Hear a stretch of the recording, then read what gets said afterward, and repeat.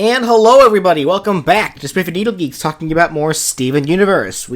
Sorry once again we're a little late. Hopefully from now on we'll be able to keep things up a little better pace, but no promises. So anyway, today's episode. What was the title of it again? Fuck. Same old. It's called Same Old World. Thank you. Yeah. So, as we kind of expected from last time, we get more depth, a lot of depth actually, on Lapis Lazuli. Oh, thank God. Yes. It's like the one character that to me has been one of more on and off kind of characters in regards to like making appearances throughout the series. It's like, oh my God, we actually get more development with Lapis. Yeah, like for a character that has had so little appearances, she's like ridiculously popular. I mean, so many people loved this character when she was first introduced. So now it's okay, finally we're getting backstory. Yeah, yes. So episode synopsis. It begins with Steven and Peridot telling the other three what went on in Underground. But, Steven's still worried about Lapis. So then that night, Lapis, she finally wakes up. And she decides she wants to go. She doesn't want to stay. Steven doesn't stop her, so she goes ahead and go.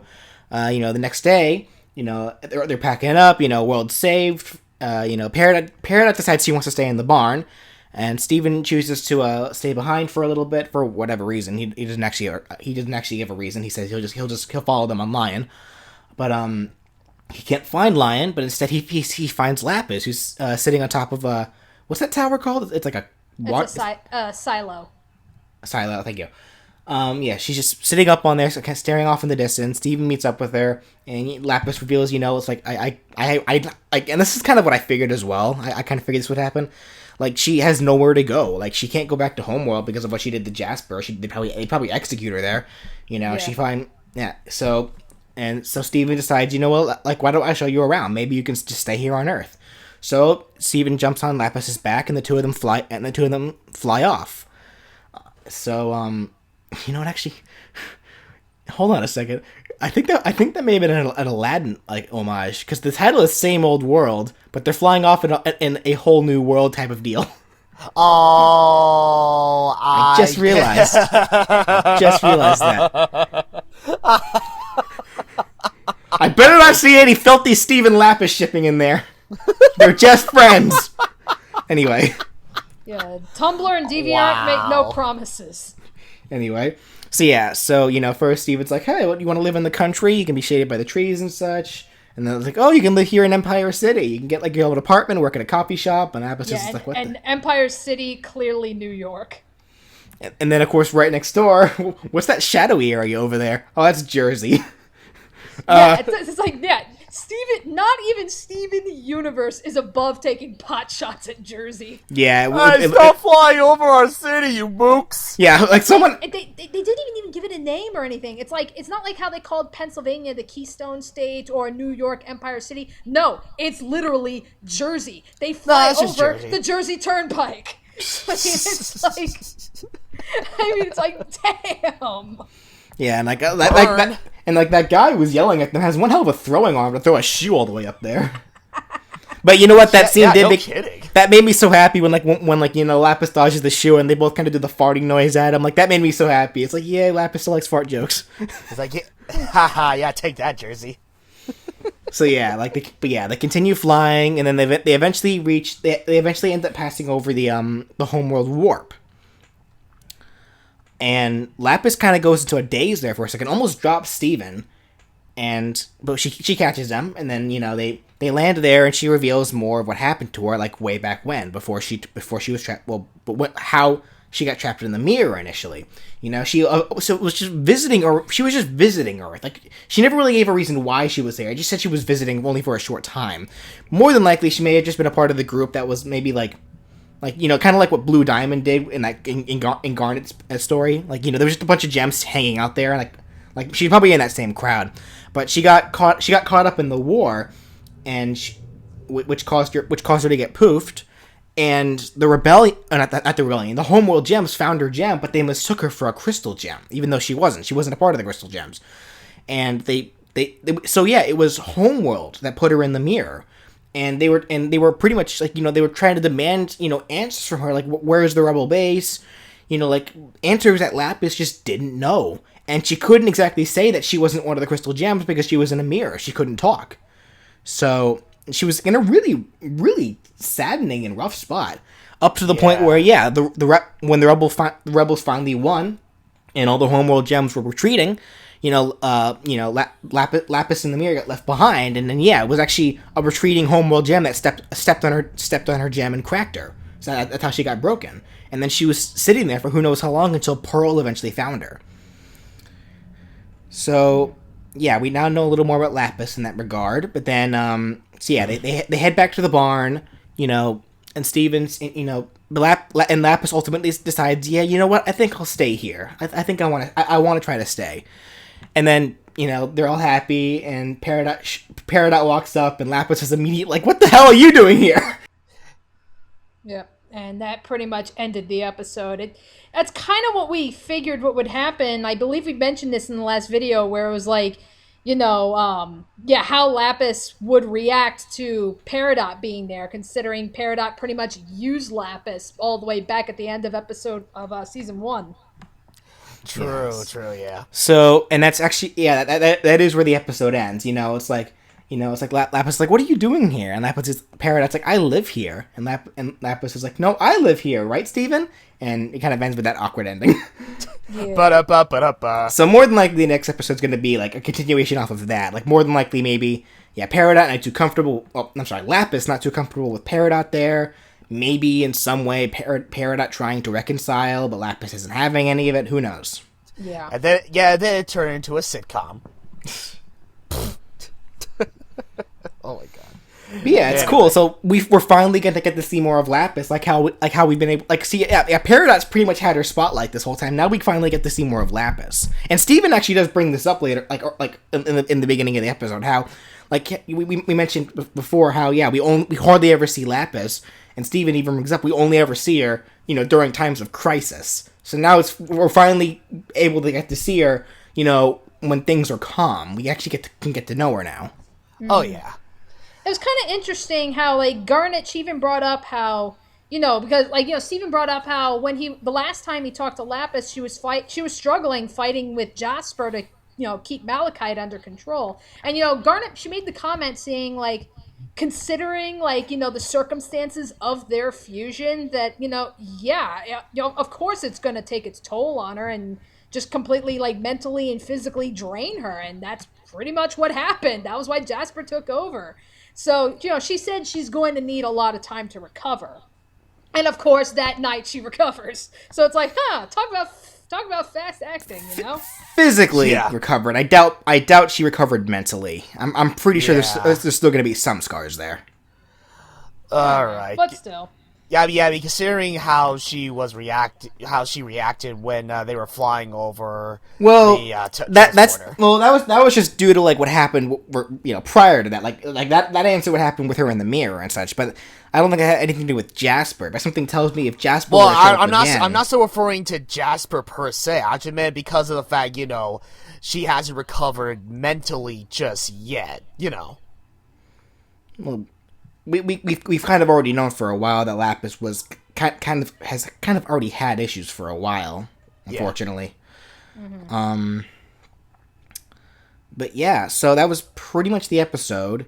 There wasn't it was pretty much all it was a synopsis for Lapis to help truly introduce us to Lapis. Yeah. Two things I want to bring up.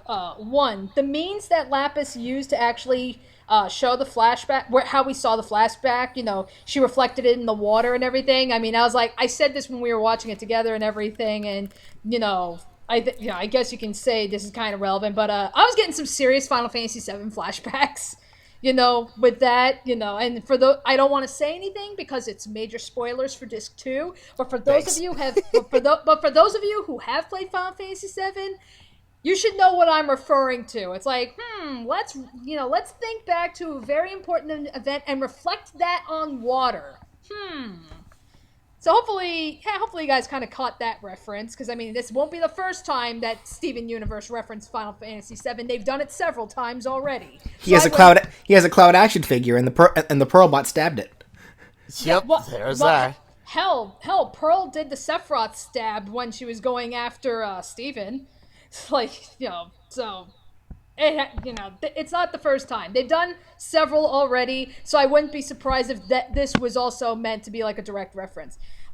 Second thing, in the flashback, like specifically when she's saying how we see how she's standing in the middle of a battlefield, and we see like a bunch of clearly it's a bunch of Jaspers. But basically, if you think back to, I forgot what the episode was called, but it was the episode where we got Amethyst's backstory, and Peridot was explaining how your quartzes are your soldiers, and they're really big and strong and everything, and like that's what Amethyst was supposed to be, but she stayed underground for so long that she ended up tiny. So it's like during that scene, it's interesting because it's like, okay, we clearly see these are the soldiers, and they got the helmets. You can see the crystals on the nose and everything. Okay, so it was plainly obvious before, but for those of you who absolutely needed that confirmation, yes, here you go. Jasper is a quartz, is a soldier. But then you see a whole new thing was the one that caused Lapis to poof. Like a whole new, looks like, I don't know. To me, it looked like rainbow-haired Ronaldo or something. Fuck! Ronaldo's the crystal gem. Yeah, punching Lapis in the back. I mean, I swear to God, that was like my first time. I was like, wait, what? But it's like, yeah, it's like okay, so we have another, possibly another, like a soldier type or one of the crystal gems that maybe had been lost in battle or something. That was like, big like a regular quartz, but it's got like, rainbow dreadlocks and everything. So it's like, not sure if, is this just a random design that they threw in, just for the sake of the flashback? Or is this like, a preview of something we can expect way later on? Who knows? It's like, it is really hard to say. What I'm more curious about it was like I'm curious who, like that specific gem actually, whose affiliation was that gem on? Was that a homeworld gem or a crystal gem? Because Lapis was clearly not supposed to be there, and like I guess whoever poofed her obviously like didn't know more than likely didn't know what side she was on. Right. So that's where it's like that's why I can't say whether it was, it could have been a homeworld gem or it could have been one of the crystal gems. We don't know. Now, here's what I'm most curious about though.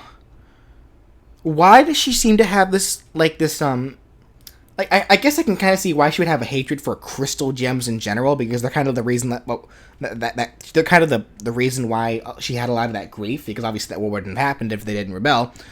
But she seemed to have had a lot of personal grudge, like a quick personal grudge against the crystal gems, like, Garnet, Amethyst, and Pearl specifically.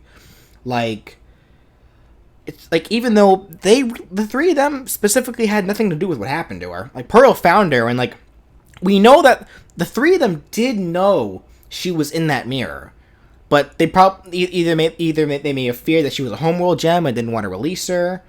It's hard to say, but like, I don't know. Where do you think a lot of that hatred for the three of them from that Lapis has really stems from? It could. Do you think it was because? It could, for all we know, it could have just been because, the whole reason she was even attacked and the battle took place was because there was a rebellion in the first place. So it couldn't, for all we know, maybe it wasn't something like really personal, but it was just like, not specifically Garnet, Amethyst, and Pearl, but just so much as, if the crystal gems didn't rebel, this wouldn't have happened. So it's like, maybe like an association type of thing. I mean, it could just be something as simple as that. It could be the fact that even though Pearl picked her up and everything, and I mean, clearly, she had some kind of awareness and everything. So it was like, maybe it was like, okay, you picked me up, but you did nothing. Like, like you didn't try to help me or anything. Because, she knew Homeworld was just using her because they thought she was a crystal gem. So they were just using her to get information. Yeah, you picked me up and stuffed me into your gem. What the hell? I was inside you, Pearl. It's rude. Right. So it's like, it's like you just picked me up and just kind of like, stuffed me away. Actually, it could have been that. I mean, it's like, we don't know. Hey, for all we know, maybe this will be explained in another episode or two. yeah, come to think of it, actually, I was making a joke there, but did Garnet and Amethyst even know about the mirror? Because Pearl found it, and when Pearl first introduced it, she pulled it out of her gem, which she uses as a type of storage. So could have Garnet and Amethyst really have known about it? If anything, I don't think maybe Amethyst would know, because Amethyst, I don't think, was part of the rebellion. I think she was... Well, no, she wasn't. Yeah. Yeah, so Amethyst had nothing to do with it, so I wouldn't be surprised if Amethyst wouldn't know. Garnet, maybe? I don't know. Because Garnet's in that kind of position where, I would imagine that, like, at some point, like, maybe after Rose Quartz's passing and Garnet took on the leadership role, that, maybe she's like, all right, I need to know, Well, also... I guess take inventory count or something? No. Keep in mind, Danny, what Pearl was wearing there when she found the mirror. She was wearing, like, her attire from way back then. So more than likely, Rose Quartz was around at the very least when she found the mirror. Right. So, it's hard to say. But I guess... I don't know. I guess that'll do it for now. So, and does you guys have any final thoughts? Yeah, not really. I mean, it's just a very informative episode. So, other than that, not a whole much to, like, really talk about, just because it was really, really, informative. Yeah. Yeah. I'm just glad that we'll be able to see more of Lapis. Yep. All right, then. So I guess join us next time. I guess next time we'll see what wacky shenanigans are going to go on between Lazuli and Peridot. So we'll see you all then. Come and knock on our door. Till next time, guys.